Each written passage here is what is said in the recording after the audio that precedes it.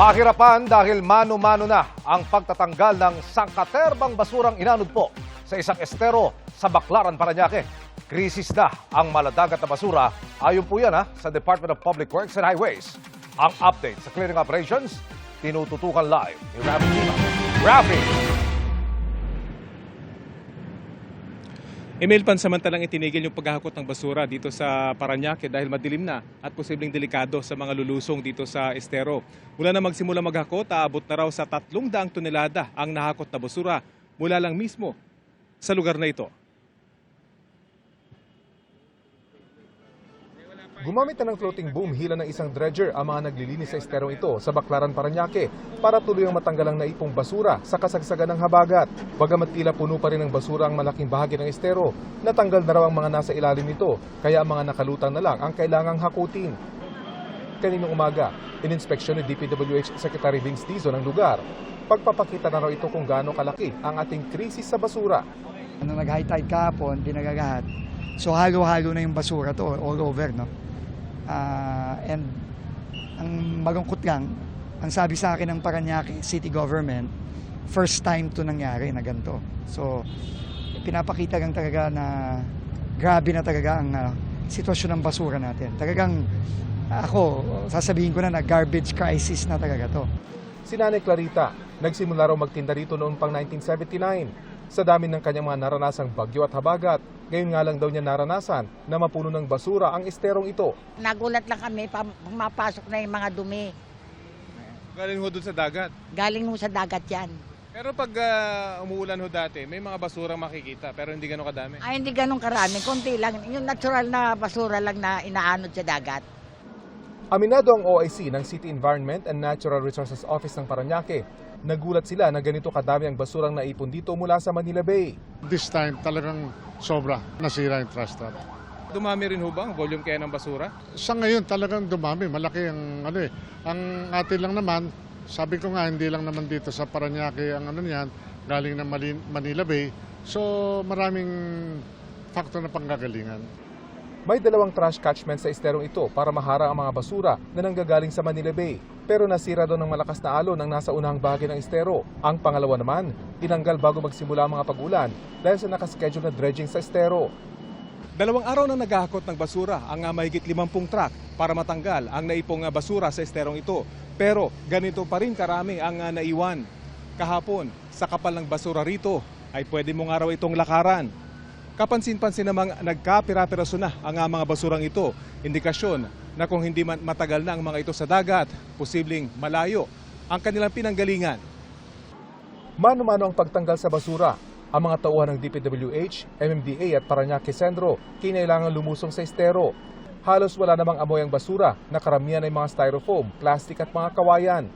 May mangilan-ngilan ding puno ng nyog na kailangang hatiin bago maisakay sa dump truck.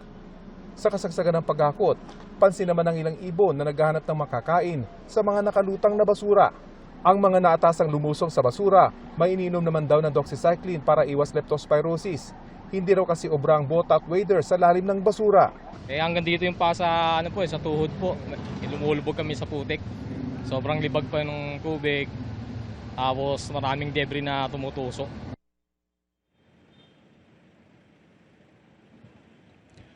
Pakiusap email ng mga otoridad, malaki ang responsibilidad ng bawat isa sa atin sa problema ng basura. Kahit maliit na basura lang daw kasi na hindi itinapon na maayos, kapag pinagsama-sama sa dami ng mga nagtatapon kung saan-saan lang, aabot din yan sa tonelada.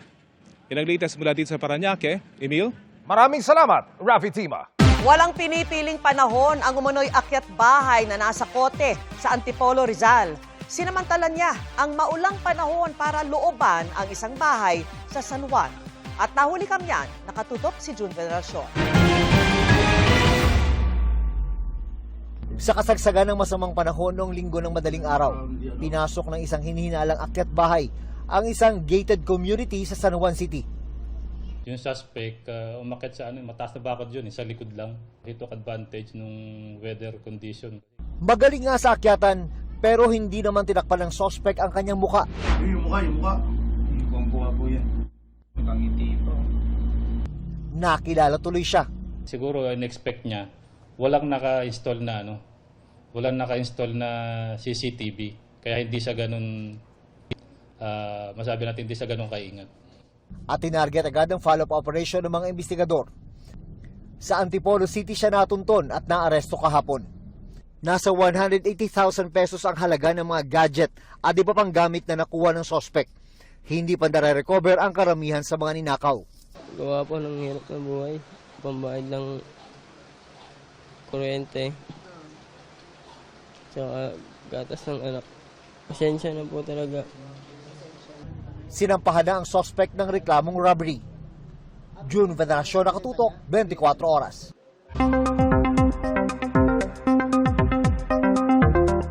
Maki-update na tayo sa magiging lagay na panahon kasama si Amor La Rosa ng GMA Weather Center. Amor, magiging maulan pa ba sa mga darating na araw? Salamat, Emil. Naku, habang patuloy nga ang pag-iral at pagpapaulan ng habagat dito sa ating bansa, may bagong namumuong bagyo sa labas ng Philippine Area of Responsibility. Isang bagong low-pressure area po ang namataan sa labas ng PAR. Mahigit 1,600 kilometers ang layo mula po yan sa silangan ng extreme northern Luzon. Ayon sa pag-asa, magiging bagyo po yan o mataas ang chance nitong maging bagyo sa mga susunod na oras. Pero sa ngayon, maliit naman yung posibilidad na pumasok yan dito sa Philippine Area of Responsibility, lalo't pa-eastward o palayo naman po yan dito sa ating bansa. Yun nga lang, yung sama ng panahon na ito kasabay ng iba pang weather disturbance, gaya po ng iba pang bagyo sa labas ng Philippine Area of Responsibility, yung patuloy na nakaka-impluensya sa pag-iral ng habagat, kaya patuloy rin po yung pagpapaulan nito dito sa ating bansa hanggang sa mga susunod na araw. Dito po sa ating wind map, makikita po ninyo kung nasaan yung mga sama ng panahon na yan, tila doon din po sumusunod ito pong habagat, kaya nararanasan pa rin natin o mahampas pa rin po dito sa Pilipinas yung epekto nitong habagat. Base sa datos ng Metro Weather, umaga bukas may mga pag-ulan pa rin sa ilang bahagi ng Ilocos Provinces, La Union, Pangasinan, ilang bahagi ng Cordillera, ganoon din po sa may Zambales, Bataan, iba pang bahagi ng Central Luzon, NCR, maging dito po sa Mindoro Provinces. Halos buong Luzon na ang makakaranas po ng mga pag-ulan, pagsapit po yan ng hapon, kasama na rin dyan ang Calabarzon at ganoon din ang Bicol Region, pati na rin ang iba pang bahagi ng Mimaropa. Mga kapuso, may mga malalakas na ulan dito po yan sa may Cagayan Valley, Central Luzon at pati na rin sa Occidental Mindoro. Ang mga pag-ulan po minsan ay meron pong mahina pero minsan biglang lalakas, kaya mag-ingat pa rin sa banta ng baha o landslide. Dito naman sa Metro Manila, may chance pa rin po ng ulan bukas kahit po sa umaga may mga lungsod na po makakaranas niyan at pwedeng maulit sa hapon o gabi. Muli po paalala, may mga break yung mga pag-ulan ng habagat. Pwedeng gumanda ang panahon saglit o sisilip-silip na ang araw minsan, pero posibleng masundan pa rin po yan ng mga pag-ulan at pabugso-bugsong hangin. Sa mga taga-Visayas at Mindanao naman, umaga bukas, mababa po ang tsansa ng mga pag-ulan maliban po sa ilang bahagi ng Panay Island. Pagdating ng hapon, meron na rin ibang mga lugar na makakaranas po ng pag-ulan dito sa Visayas at ganun din sa Mindanao. Hanggang katamtaman po yung lakas ng ulan, pero pwede ring magkaroon ng heavy rains, lalo-lalo na po kung merong localized thunderstorms na madalas nga kapag hapon o gabi.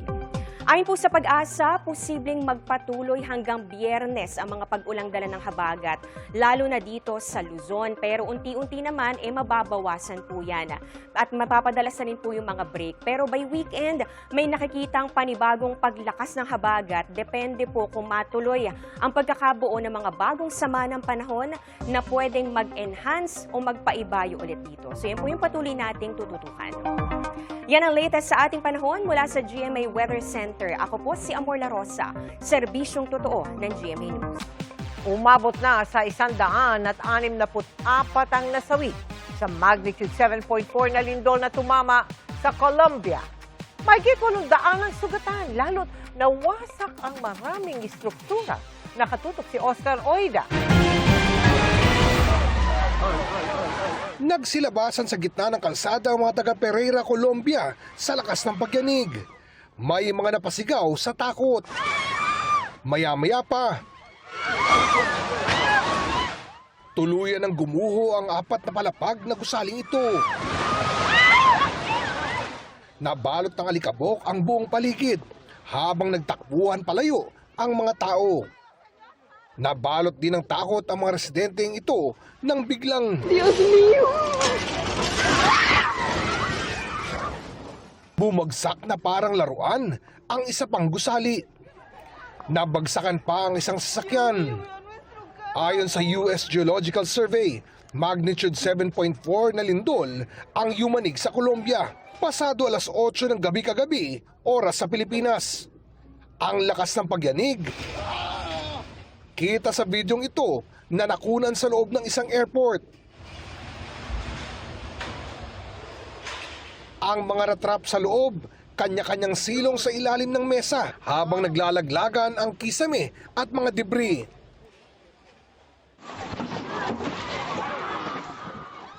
Ang mga naabutan ng pagyanig sa emergency services building na ito sa Cali, nagtakbuhan palayo. Malalaking tipak ng mga semento kasi ang naglaglagan kung saan ilang ambulansya ang nabagsakan. Kita rin ang laki ng pinsalang tinamo ng isang gusali roon, kung saan tipak-tipak na bahagi ng mga pader ang nagbagsakan. Sa Caldas, tumabingi ang side tower ng makasaysayang Manizales Cathedral. Nagkabitak-bitak din ang mga kalapit na gusali nito. Sa pinakahuling tala, hindi bababa sa 130 ang naitalang nasawi, habang mahigit 500 ang sugatan. Nagdeklara na ang gobyerno ng Colombia ng National Disaster Situation. Dahil sa lindol, libo-libong kabahayan at infrastruktura ang nagtamo ng pinsala o kaya tuluyan ng gumuho. Kaya naghahabol ngayon ang mga rescuer sa oras para mailigtas sa mga posibleng natrap pa sa mga gumuhong gusali. Ayon sa Colombian Geological Service, ito ang pinakamalakas na lindol na itala sa kanilang bansa ngayong 21st century.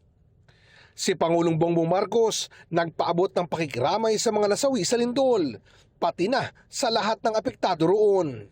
Sabi naman ng Department of Foreign Affairs na sa maayos na kalagayan ang mahigit 100 Pinoy sa Colombia. Nakikipag-ugnayan daw ang Philippine Embassy in Bogota sa mga kababayan natin doon at inabisuan silang manatili sa ligtas na lugar. Oscar Oida, Nakatutok, 24 oras. Reklamong grave threats laban kay Vice President Sara Duterte ang isinampa sa korte ng Department of Justice. Kaugnay po yan sa mga banta umano sa buhay ng Pangulo, First Lady at dating House Speaker. Giit ng DOJ, iba ang pagpapanagot sa impeachment trial sa kaso sa korte. At nakatutok si Ian Cruz.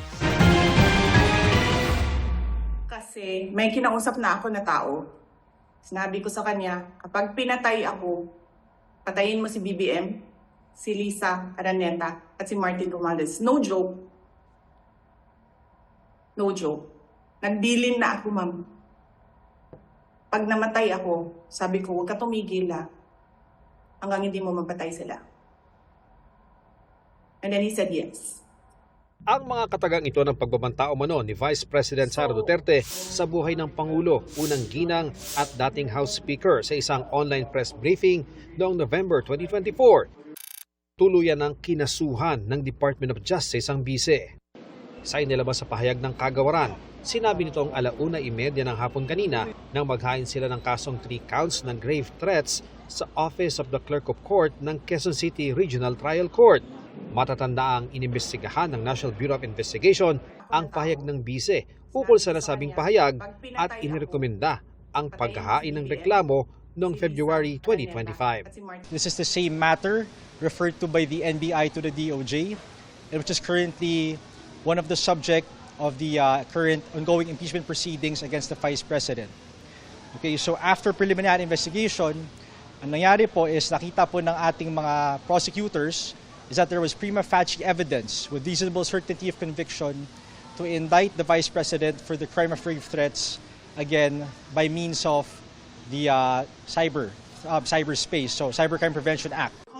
Kabilang sa inirekomenda noon ng NBI ang pagsasampa ng kasong inciting to sedition, pero hindi ito tinuloy ng DOJ. Just to clarify, it was dismissed for the sole reason that the panel of prosecutors did not find prima facie evidence with reasonable certainty of conviction. Ayon sa DOJ, nasa hukuman na ang bola ng paggulong ng kaso laban sa vice-presidente. Since it's grave threats, tapos may cybercrime element doon, aggravated siya. Okay, let's not discuss the penalty for now because anything could happen in the course of the proceedings. Okay, so makita naman po sa revised penal code ano ang penalty of grave threats and if it's aggravated. May recommended bail ito na 120,000 pesos sa kada count. Sa isang pahayag, sinabi ni Attorney Paul Lawrence Lim, abogado ng bise, na inaasahan na nila ito kaya pinaghandaan na nila ito. Pagdiin niya, sa ilalim ng ating batas, ipinapalagay na inosente ang bise at kumpiyansa silang ang kaso laban sa kanya ay maibabasura. Dagdag ni Lim, ang isang nakaupong impeachable officer, ang vice-presidente, ay hindi maaaring maipagharap ng kaso sa isang sakdal na pinatutungkulan din ng impeachment case. Kaya lahat anya ng legal na remedyo ay gagawin ng kampo ng bise. Nakasalang bilang Article 4 sa Articles of Impeachment ang grave threats laban sa bise dahil sa pagbabanta sa Pangulo, unang ginang at dating House Speaker. Naniniwala ang DOJ, magkaiba ang impeachment at ang kaso sa Regional Trial Court. Alam po natin na impeachment proceeding is under the domain naman ng legislature right now. The Senate and the senators being senator judges. But procedurally speaking, the conduct of the criminal case in RTC-QC should not be affected by the ongoing impeachment proceeding, and that applies vice versa to the ongoing impeachment trial. Sa reply ng depensa sa Articles of Impeachment bago ang simula ng paglilitis, iginiit nilang ginamit lamang ng bise ang free speech upang kontrahin ang mga pulisiya, ginagawa at pagmamalabis umano ng kasalukuyang administrasyon. Wala rin daw patunay na kumontrata ng assassin ng bise para patayin ng Pangulo, unang ginang at dating House Speaker. Ian Cruz, Nakatutok, 24 Oras. Dapat nang tapusin ang planong lagyan ng spillway ang Las Piñas na binahapon itong weekend, ayon po yan kay Pangulong Bongbong Marcos na dumalaw roon kanina. Sabi ng kanilang alkalde, mabilis namang humupa ang baha. Nakatutok si Ivan Mayrina. Kahit napuruhan ng pananalasa ng habagat itong weekend ng Las Piñas, napansin ng lokal na pamahalaan na hindi na gano'n ito kalala, gaya ng dati. Magandang sign yun kasi nasa gutter or knee-high lang kami. Medyo okay naman sa Las Piñas kasi tumataas siya ng konti pero mabilis siya nahuhupa kaagad. Ayon sa Department of Public Works and Highways, isa sa nakatulong sa pagpapahupa ng baha, itong high vacuum self-priming drainage trailer pump na ininspeksyon ng Pangulo kanina. Pag napupuno itong estero na to, syempre, pupunta na sa daan yung tubig. Kung may mobile pump tayo dito na magakas, hindi napupuno. So, naiiwasan yung pagtaas, mabilis na pagtaas ng tubig. Almost 1 cubic meter per second. Malaki din yun.